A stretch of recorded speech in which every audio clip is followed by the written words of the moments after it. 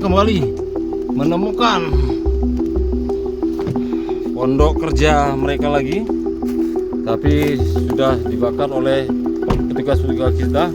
Ini adalah logistik mereka ya. 2 unit Shinso, 1 unit parang. Nah, ini logistiknya nih. Intermi,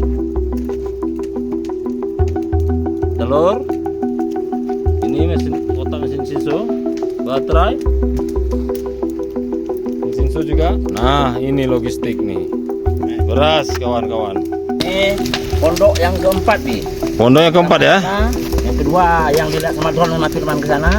Yang ketiga kita bakar tadi. Ya. Empat ini. Berapa pondok yang sudah dibakar, Bang? Ada 3, 1 belum kita sentuh, yang baru dilihat sama drone. Dicek sama drone sama si Firman.